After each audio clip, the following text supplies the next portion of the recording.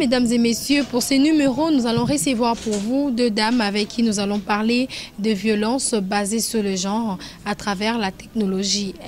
Sans plus tarder, je m'en vais souhaiter la bienvenue à mesdames qui sont ici sur ce plateau. Bonjour et bienvenue.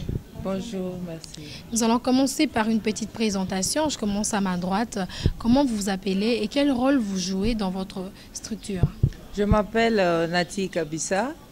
Dans Si Jeunesse Savait, je suis administratrice. Voilà. Madame, comment vous vous appelez et quel rôle vous jouez dans votre structure? Bonjour, je m'appelle Richine Mastengo Kapinga. Je suis assistante au programme TIC à Si Jeunesse Savait. Voilà, c'est avec les deux que nous allons parler aujourd'hui des violences basées sur le genre à travers la technologie. Avant cela, comme je disais dans mon introduction, ce sont des jeunes qui travaillent dans le domaine de la jeunesse, qui sont membres de l'association des jeunes Si Jeunesse Savait. Mais avant cela, nous allons commencer par comprendre une petite historique de Si Jeunesse Savait. Merci pour la parole, madame. Si Jeunesse Savait, c'est une association des jeunes féministes de la République démocratique du Congo qui travaille dans 3 provinces pour le moment. Nous sommes à Kinshasa, au nord Kivu et au sud Kivu. Nous travaillons dans 3 domaines, la promotion de la femme, les technologies de l'information et de la communication, ainsi que les droits sexuels et reproductifs. Voilà. Madame, la mission de Si Jeunesse Savait, parce que c'est une association, on peut le dire, Si Jeunesse Savait, c'est un adage, mais vous avez fait de cet adage une association de jeunes. C'est pour quel but? Si Jeunesse Savait a été créé dans le but de faire la promotion et la protection des droits de vulnérables, mais aussi c'est pour promouvoir un leadership fort et de ces personnes en conscientisant la communauté, le jeune et aussi les décideurs. Voilà. Mais vous éprouvez également des difficultés parce que gérer une association des jeunes avec le contexte de notre pays, il n'y a pas suffisamment de moyens pour pouvoir soutenir des jeunes. Mais comment vous vous en sortez? Également, vous avez des difficultés aussi. Si, bien sûr, il y a des difficultés énormes, bien sûr. Les difficultés que nous éprouvons, c'est d'abord, entre autres, de pouvoir arriver à conscientiser exactement ces jeunes.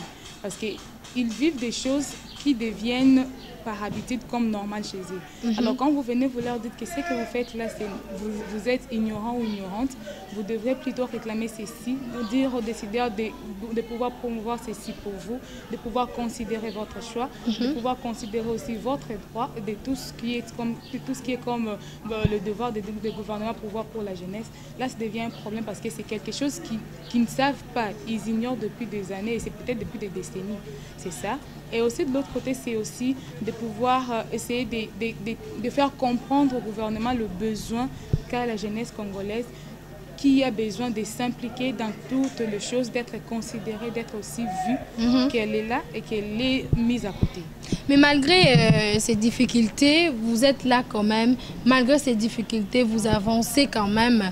Mais quels sont déjà les impacts que votre ONG, que votre structure a déjà eu sur le terrain et quelles sont les perspectives d'avenir que vous êtes en train de mettre déjà en place? C'est vrai que nous éprouvons des difficultés, mais il y a quand même quelque chose de positif parce que nous arrivons quand même à encadrer beaucoup de jeunes gens sur les plans, je peux dire, sur un projet sur lequel nous travaillons. Nous donnons des formations en technologie de l'information et de la communication, bien sûr, précisément sur ce qui concerne les violences que les jeunes et les femmes subissent sur les technologies, comment les femmes peuvent utiliser les technologies dont les gens qui leur font la violence utilisent, comment ils peuvent utiliser ces technologies pour mettre fin à cette violence. Mais puisque nous sommes en train de parler des violences basées sur le genre à travers la technologie, nous devons d'abord commencer par expliquer c'est quoi la violence basée sur le genre et comment ça s'est fait que nous ayons aujourd'hui des violences qui se font à travers la technologie. Je ne sais pas, Madame Nati, si vous pouvez vraiment essayer de nous donner peut-être une idée avant d'entrer dans les vifs de notre sujet. La technologie inclut beaucoup de choses. technologie de l'information et de la communication. Nous savons que nous avons des journaux, nous avons la télé, nous avons la radio. Les médias sociaux. Les médias, tout ce que nous avons. Maintenant, quand on ajoute nouvelles technologies, là, on voit qu'il y a l'évolution de la technologie. Nous avons les téléphones, nous avons tout ce que vous connaissez. Et à travers les médias sociaux, à travers la télévision, à travers la radio ou les journaux, on violente la femme. Est-ce que cette femme peut réclamer, cette femme peut parler, cette femme peut lutter pour mettre fin à cette violence? Est-ce qu'elle voit cette violence, que cette violence existe? Et qu'est-ce qu'elle peut faire? Et voilà. Je vais m'atteler sur la dernière phrase, l'avant-dernière phrase de madame. On violente la femme. Est-ce que vous pensez que la femme est violentée? Ou quels sont les signes qui prouvent que la femme est violentée? Cette violence, c'est fait comment? Parce que vous affirmez qu'on on est en train de violenter la femme. Mais dites-nous, cette violence, c'est fait comment? Par là, je dirais ceci déjà. La femme est violentée, mais par divers moyens. La femme est violentée sexuellement, la femme est violentée psychologiquement, la femme est violentée moralement, la femme est violentée même au moyen des technologies. Ça se passe comment? Ça se passe comment ces violences? Ok, c'est justement ça. Les violences qui se font au moyen des technologies sont des violences qui se font, que d'autres, le violeur pense pouvoir se venger, question de vengeance, question de rendre compte, se dit que non, je vais, en tout cas, elle m'a fait ceci, elle m'a fait cela, je vais la montrer que je suis un homme. Donnez-nous un exemple concret, parce que jusque-là, oui, ça s'est fait comment? Oui. Je dirais par exemple, une personne, ce n'est pas parce que vous êtes une femme que vous n'avez pas le droit d'avoir votre vie privée, votre vie intime. Dans la technologie. J'arrive. Oui. Donc, vous êtes sorti en groupe avec des amis pour aller faire, parce que nous sommes dans le contexte de la jeunesse d'abord, une femme, une jeune fille qui est sortie avec ses amis, aller faire des pique-niques ou aller faire des sorties dans de petits ruisseaux, des rivières ou de piscines, s'amuser quoi. Par la suite, ça retrouve que ces photos qui étaient prises dénudées, qui se retrouvent déjà sur des profils de personnes qui ne connaissent pas, des profils des gens sur Internet, sur d'autres réseaux, là, sans son accord. C'est déjà une violence parce que là, on est tenté de jouer avec son image. La personne, pire encore, c'est que ce sont des images qui circulent comme ça, avec des commentaires qui sont souvent mensongers. On se dit, par exemple, je prends l'image, je me prends mon exemple, qui n'est pas vrai, je me prends l'exemple, je me dis, par exemple, la personne qui veut peut-être me ridiculiser ou qui simplement, ma présence la gêne. Et il s'est dit, comment je vais essayer de la discrédibiliser, comment je vais essayer de la rendre en miettes, des choses comme ça. Elle profite de la situation, peut-être qu'on avait organisé une sortie ensemble avec des amis. Elle prend mes images et la personne part avec sur Internet, sur n'importe quelle chose. Ça peut être dans la télé, ça peut être à la radio. Essayez de dire, regardez la richine que vous pensez. Regarde-moi, quand une personne se dit qu'elle se respecte, c'est ça vraiment le respect. Qu'est-ce qu'elle veut bien enseigner les gens? C'est un peu des choses comme ça. Ça peut être aussi une photo d'une personnalité. Les personnalités, c'est vrai, ils ont une vie publique, mais ils ont aussi une vie privée. Ce n'est pas parce que je suis une personne privée publique que je n'ai pas les droits à on a vu ça hein, avec des musiciennes, surtout avec des stars, Madame Richine. On a vu des stars qui ont vu, même ici en République démocratique du Congo, qui ont vu leurs photos publiées sur Facebook, par exemple, il faut le dire comme ça, publiées sur Internet, des stars qui ont vu leur vie privée mise au grand public, ça n'a pas plu. Donc c'est une forme de violence. Exactement. C'est un peu ça. En fait, les gens pensent que quand vous êtes, par exemple, une journaliste ou un journaliste, ou présentateur ou présentatrice, vous n'avez pas le droit de vivre une vie propre à vous. Mais par-dessus tout, nous sommes des humains. Par-dessus tout, nous avons le besoin de se relaxer, le besoin d'être aussi, de se sentir qu'on est libre de faire de son corps ce qu'on veut à un moment donné. On ne peut pas être cadré à tout moment. Et comme ça, quand une personne qui passe par Mégar, il passe au coin où vous étiez, et il vous prend en photo, ça peut pas seulement être aussi des images intimes. Ça peut être aussi des images, peut-être que vous étiez là en train de prendre un verre avec les autres personnes. Et quelqu'un qui vient vous dire, regarde, moi c'est soulard. Vous n'êtes pas un soulard, vous étiez juste en train de vous rafraîchir. Oui, mais il y a aussi, avant de revenir à vous, Madame Richine, je vais prendre Madame Nalti. Oui. Il y a aussi des autorités qui ont vu leurs photos transformées. Hein, une autorité qui a vu sur le net sa photo la photo de sa femme ou de ses enfants en train de prendre un verre alors peut-être qu'il ne prend pas la bière. Ils ont vu des photos qui ont été montées, qui ont été transformées. En fait, des photos qui ne plaisent pas. C'est pas seulement les femmes qui peuvent être violentées à travers la technologie. Pourquoi vous basez seulement sur la femme? On se base plus sur la femme parce que c'est la femme qui est plus marginalisée. Je veux dire par là que, je dis au début que nous sommes féministes. Oui. C'est-à-dire que les féministes incluent et les femmes et les hommes.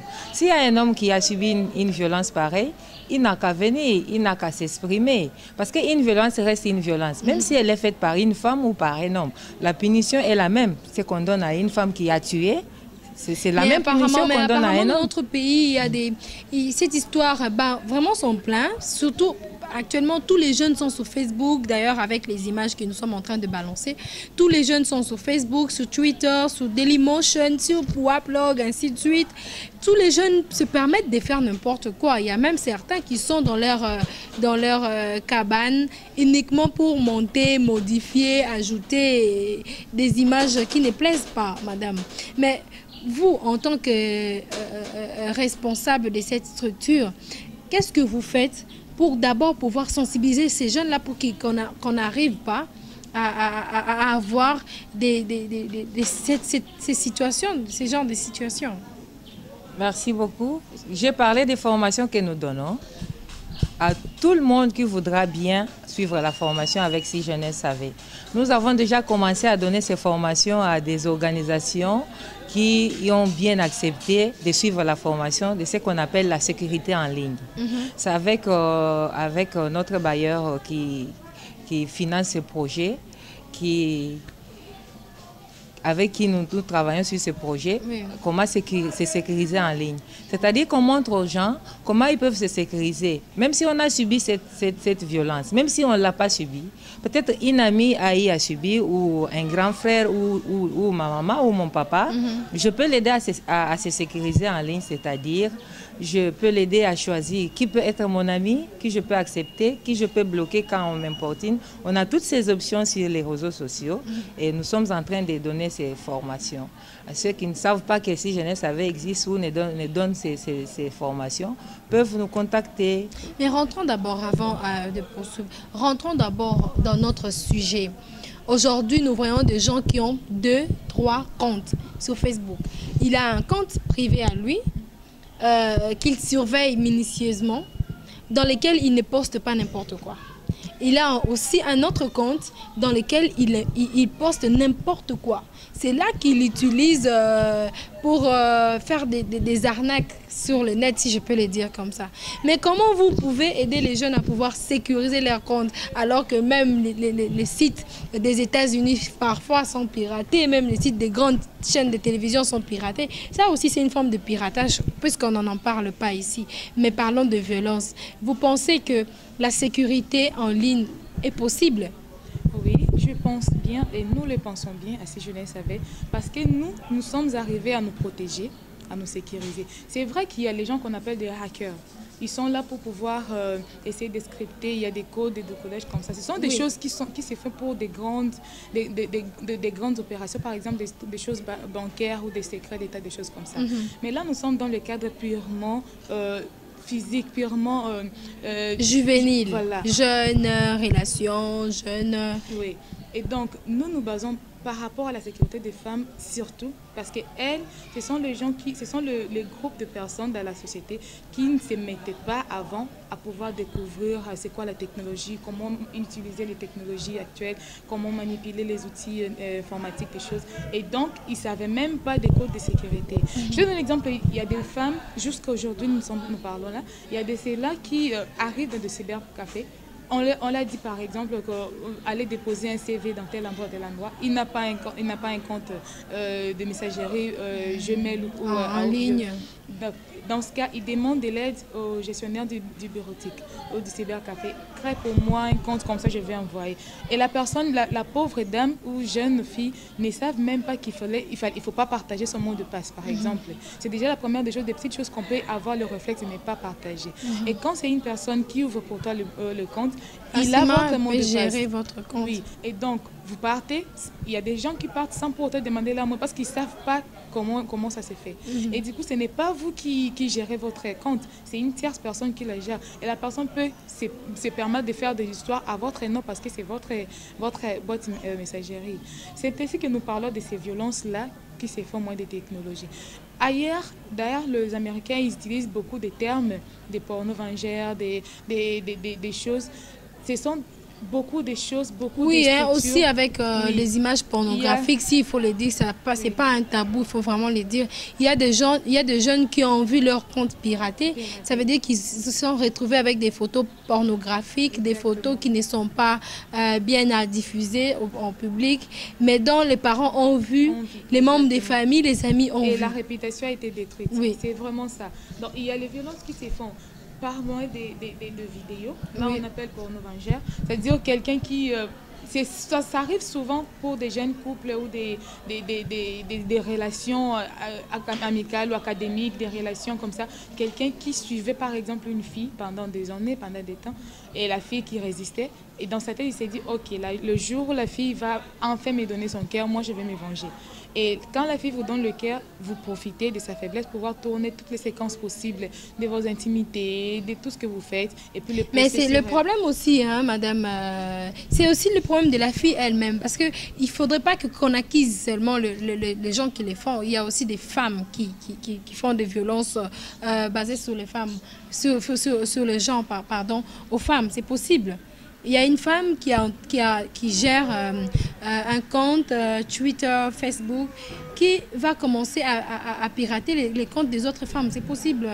Ce n'est pas seulement les hommes qui les font. Oui, hein. J'avais dit que la violence reste une violence, même si elle est posée par une femme. Si une femme prend par exemple votre photo, une amie à vous, par exemple, je donne juste un exemple. Oui. Vous êtes sous la douche et c'est votre amie qui vous prend la photo. Vous l'avez permis, n'est-ce pas? Oui. Elle prend la photo, elle jette ça sur Facebook ou sur Twitter. Vous ne l'avez pas permis. Ça devient une violence parce que là, ça vous fait fâcher. Et vous n'avez pas autorisé. Cette histoire est vraiment profonde que les gens peuvent fuir, quitter, sans pour autant dénoncer la personne qui les fait.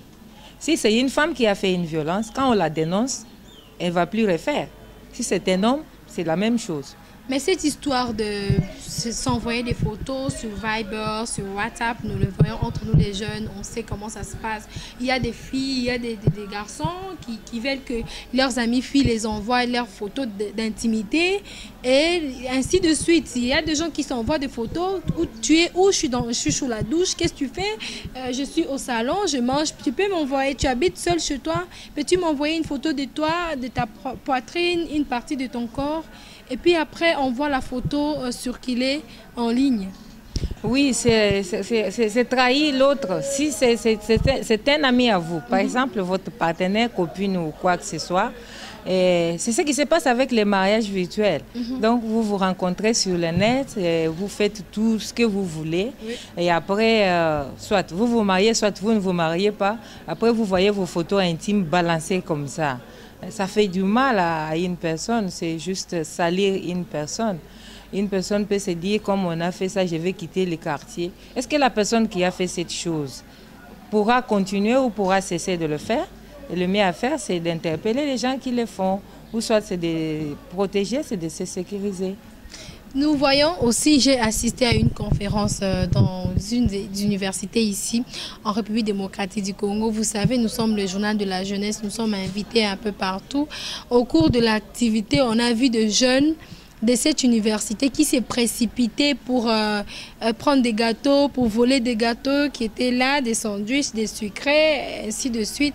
Mais parmi lesquels certains étudiants aussi ont eu à prendre des photos de leurs amis en train de voler, en train de se précipiter sur la boisson.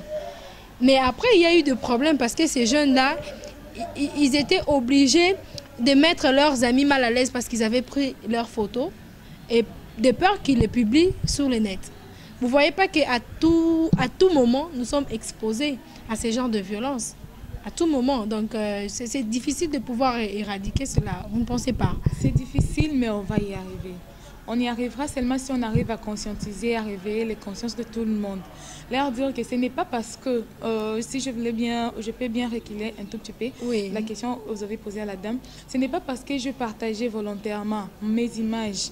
Vous m'avez demandé les images de ma poitrine, je le partage avec vous, que je vous donne l'autorisation de les partager à une tierce personne ou carrément de le montrer à ta sœur ou ton frère ou à une autre personne. Même si nous sommes dans un même groupe, moi je te fais confiance, même si nous sommes des copines. Nous sommes simplement des copines. Je te fais confiance. Il peut y arriver que j'ai un problème avec ma carte mémoire. Et j'aimerais bien sauvegarder mes images que je trouve qui étaient jolies. Quand bien même qu'il y ait des images, des images compromettantes de choses. Je me dis, je fais confiance à madame. Je lui donne mes photos, mes images et toutes mes vidéos. Le temps pour moi de formater mes histoires et puis je vais le remettre. Je te les donne pour que tu sauvegardes et non pour que tu regardes. Même si tu me demandes la permission, est-ce que je peux regarder? Tu peux regarder parce que je t'ai fait confiance, mais ne montre à personne. Et toi, tu le montres à une autre personne. La personne commence à montrer à une autre personne. Même si ce n'est pas vous qui l'avez publié, mais l'autre personne, le simple fait que vous l'avez déjà parlé, que j'ai dans mon téléphone, dans ma machine, les images ou des choses compromettantes qui pouvaient gêner la réputation de telle personne, des régimes, des choses, la personne peut utiliser cela pour pouvoir essayer d'abîmer la réputation d'une autre personne. Non, mais au cas où vous ne savez pas, au cas où vous n'avez aucune idée de la personne qui a diffusé vos images. Parce que la personne qui diffuse vos images ne voudra jamais que vous puissiez être au courant que c'est elle. Qu'est-ce que vous allez faire pour... Il y a toujours des traçabilités dans tout ce que nous faisons dans l'informatique. Oui. Il y a toujours moyen de repérer la personne. Même si vous-même, vous ne savez, vous dites que je ne sais pas, vous m'avez donné les images, mais ce n'est pas moi qui l'ai publié ou qui l'a posté. Il suffit que la victime porte plainte. Et c'est aux autorités compétentes de pouvoir mener leurs enquêtes. Et je vous assure, madame, on va repérer la personne. Voilà, un dernier mot, madame, pour clôturer. Ça sera juste en 30 secondes pour clôturer cette rubrique invitée du journal. Oui. Pour clôturer, je dirais, nous, jeunes, soyons conscients que ce qui est à nous doit être à nous. Nous devons revendiquer par tous les moyens nos droits et aussi dénoncer par tous les moyens ce que nous avons subi comme violence. Ce n'est pas parce que je suis une personne ou je suis une fille que je n'ai pas le droit de m'amuser ou de faire des choses que d'autres personnes n'ont pas. J'ai le droit de prendre mes images, mais je ne vous donne pas le droit de le mettre sans consentement de l'utiliser. Et quand vous le faites, quand quelqu'un le fait sans votre consentement, vous avez le droit de les dénoncer. Et le gouvernement est là, il va vous écouter. Et si vous voulez nous contacter, vous allez nous contacter sur dans l'adresse que madame vient de vous dire, ça est 9, avenue Mbidi, ça 49 plutôt, avenue Mbidi, dans la commune de Bandalungwa, pour pouvoir entrer avec nous en contact et puis connaître de plus ample tout ce qui est vos droits et tout ce que vous pouvez faire pour le démarche et tout ce qui est comme de formation pour la protection de vos données en ligne. Voilà, madame, en 30 secondes, un mot pour terminer cette émission. Merci beaucoup.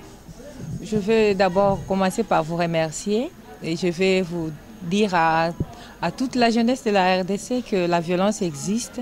Elle est dans nos maisons, elle est à côté de nous, elle est dans le monde entier et nous devons lutter pour mettre fin à cette violence et aider ceux qui sont survivants ou survivantes de la violence.